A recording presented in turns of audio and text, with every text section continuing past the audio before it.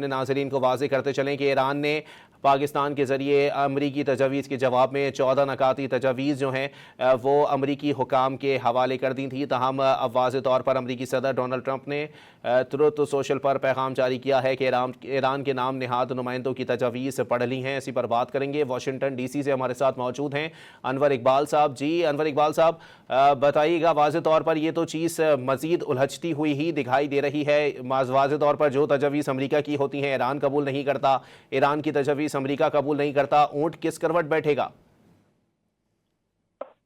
دیکھیں یہ بہت مشکل مسائل ہیں, اتنی آسانی سے تو حل نہیں ہوں گے نا, وقت لگے گا ان کے حل ہونے میں, اور اس طرح اوپر نیچے معاملہ ہوتا رہے گا. نہ ابھی دونوں فوری طور پہ سلجھانا چاہ رہے ہیں اور نہ توڑنا چاہ رہے ہیں اس پروسیس کو. تو پروسیس کو بھی جاری رکھنا چاہتے ہیں اور اس طرح بات بھی کرنا چاہتے ہیں, جس طرح آپ دیکھ رہے ہیں اس طرح سے چیزوں کو کنٹینیو بھی رکھنا چاہتے ہیں. تو اس لیے میں سمجھتا ہوں کہ معاملہ الجھتا رہے گا, ابھی سلجھے گا نہیں جلدی, مگر ختم بھی نہیں ہوگا. تو انور اقبال صاحب پھر معاملہ کیا صرف یہی تجاویز کے تبادلے تک ہی جاری رہے گا, یا پھر یہی بولا جاتا رہے گا کہ آبنہ ہرمز آج کھل رہا ہے, یا ہم نے آبنہ ہرمز آپ نے وہاں سے بند کی ہے, ہم نے یہاں سے بند کر دی ہے؟ یہ معاملہ تو پھر سیدھی بات ہے کہ ثالثوں کے لیے بھی مشکلات پیدا کر رہا ہے. دیکھیں یہ جو بات ہے نا ساری, یہ ساری کی ساری دونوں فریق یہ فیل کرتے ہیں کہ وہ اب بھی اس پوزیشن میں ہیں کہ دوسرے سے بہتر ڈیل لے سکتے ہیں, اور اسی میں دونوں الجھے ہوئے ہیں. تو اب اس کا حل کیا ہے کہنا مشکل ہے, کیونکہ ایران سمجھتا ہے کہ وہ مزید ریزسٹ کر سکتا ہے, امریکہ سمجھتا ہے کہ وہ ایران کو مزید دبا سکتا ہے. تو پھر اس میں آپ ظاہر ہے یہ معاملہ اسی وقت طے ہوگا جب یا تو دونوں یہ سمجھ لیں کہ اب وہ ایک دوسرے کو مزید دبانے کی پوزیشن میں نہیں ہے, یا یہ واضح ہو جائے کہ ایک فریق دوسرے پہ حاوی ہو گیا. امریکہ یہ سمجھتا ہے کہ ایران سب کچھ کر سکتا ہے, مزید اقتصادی دباؤ نہیں برداشت کر سکتا. اگر یہ جو ہے ناکہ بندی 2-3 مہینے تک کھنچ گئی تو ایران معاشی طور پہ کولیپس کر جائے گا, جو کہ بالکل ممکن ہے. لیکن ایران کے پاس آپشن ہے, وہ یہ ہے کہ اگر یہ معاملہ طول کھینچتا ہے اور لمبا ہوتا ہے, تو جو ایران کے ارد گرد عرب ممالک ہیں, خاص طور پہ UAE, ان کے لیے وہ حالات بہت مشکل کر سکتا ہے. تو وہ پھر اس کی کوشش کرے گا اور اس سے امریکہ پہ دباؤ بنے گا.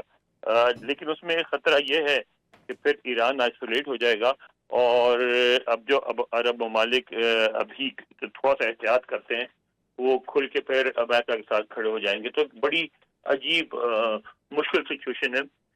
میرا خیال ہے کہ اگر دونوں جلدی اس بات کو تسلیم کر لیں کہ دونوں یہ جنگ نہ جیت سکتے ہیں نہ ہار سکتے ہیں, تو اتنا ہی سب کے لیے بہتر ہوگا.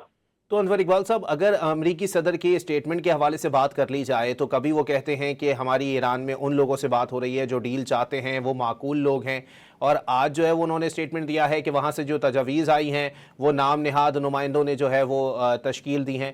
ان معاملات کو آپ کو نہیں لگتا کہ واضح طور پر یہ صورتحال جو ہے وہ کسی معاہدے کی طرف بڑھنے میں ایک ڈسٹربنس پیدا کر رہی ہے؟ معاہدے کی طرف بڑھنے میں بالکل ڈسٹربنس پیدا کر رہی ہے, اس میں تو کوئی شبہ نہیں.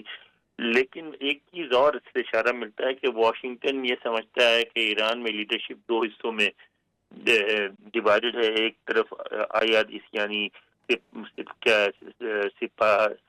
پاسداران انقلاب پاسداران انقلاب جو ہیں, پاسداران انقلاب والے ہیں اور IRGC والے, اور دوسری طرف وہ سمجھتے ہیں کہ پولیٹیکل لیڈرشپ ہے. تو وہ یہ سمجھتے ہیں کہ اگر مزید موقع ملا سیاسی لیڈرشپ کو تو شاید وہ پاسداران انقلاب کو پش کر کے امریکہ ان کے لیے ایک بہتر ماحول کریٹ کر سکتا ہے. میں سمجھتا ہوں کہ ایسا ممکن نہیں ہے. ایران میں پاسداران انقلاب بہت مضبوط ہیں, ان کو نہیں ہٹایا جا سکتا. تو امریکہ اگر اس بات کو جلد ریئلائز کر لے تو اچھا ہوگا, مگر لگتا ہے کہ صدر ٹرمپ اب بھی کوشش کریں گے اس طرح کی کہ ان کے ایران کے اندر سے کچھ بغاوت ہو جائے. तो अनवर इकबाल साहब, ये जो दीगर आलमी क़ुव्वतें हैं जो कि सही मानों में अमेरिका के इत्तेहादियों में शुमार नहीं होती हैं, चाइना है या फिर रूस है, उनकी जानिब से भी वाज़ेह तौर पर कहा जा रहा है कि दोनों फ़रीक चाहते हैं कि अब मज़ीद जंग ना हो, लेकिन इसके बावजूद भी ये सूरत हाल है। आपको लगता है कि अब उनके ऊपर भी कोई ज़िम्मेदारियाँ आयद हो गई हैं? तीसरी चौथी नहीं, मरतबा उनके तो ऊपर सदर तो वो प्यूटन भी जो है वो ये वाज़ेह तौर पर पेशकश कर चुके हैं कि अफसुदा यूरेनियम जो है वो आप अमेरिका के हवाले करें ना करें, हमारे हवाले कर दें, कोई मसला नहीं है। लेकिन ईरान उसके लिए भी तैयार नहीं है, कि ईरान कहता है कि हम हमारे कंट्रोल में रहेगा, हम इसकी अफजूदगी नहीं करेंगे। मगर मसला ये है कि प्यूटन और यानी चाइना और रशिया जो है वो बिल्कुल अमेरिका की जो पोजीशन है, जो स्ट्रेटजी है, उसके खिलाफ है, उसको गलत समझते हैं और वे समझते हैं कि ईरान के साथ ज्यादती हुई है।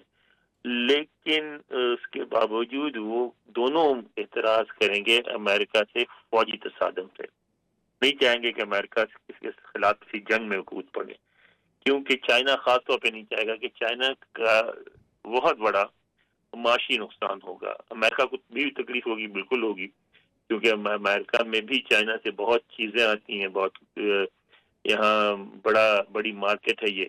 लेकिन चाइना को ज्यादा नुकसान होगा अगर अमेरिकन मार्केट से छिन जाए, तो अमेरिकन को तो ये होगा कि दूसरे ममालिक बेचने को तैयार है, चीजें महंगी हो जाएंगी, इसमें कोई शुबा नहीं, लेकिन वो उनसे ले सकता है। चाइना जो सस्ती आती हैं वो सस्ती नहीं पड़ेगी, कार से लेकर हर चीज महंगी हो जाएगी।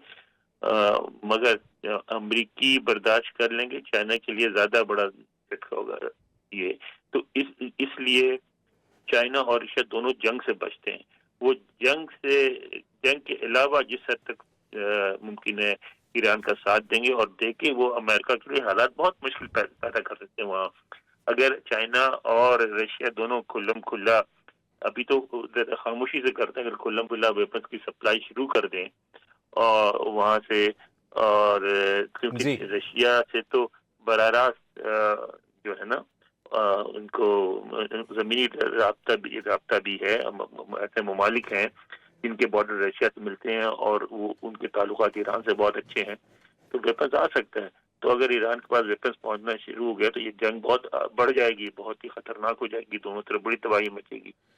तो अमेरिका को भी समझना चाहिए कि इसमें क्या खतरात हैं, और ईरान को भी समझना चाहिए कि इसमें क्या खतरात हैं। बहुत शुक्रिया अनवर इकबाल साहब, वाशिंगटन डीसी से हमारे साथ मौजूद थे।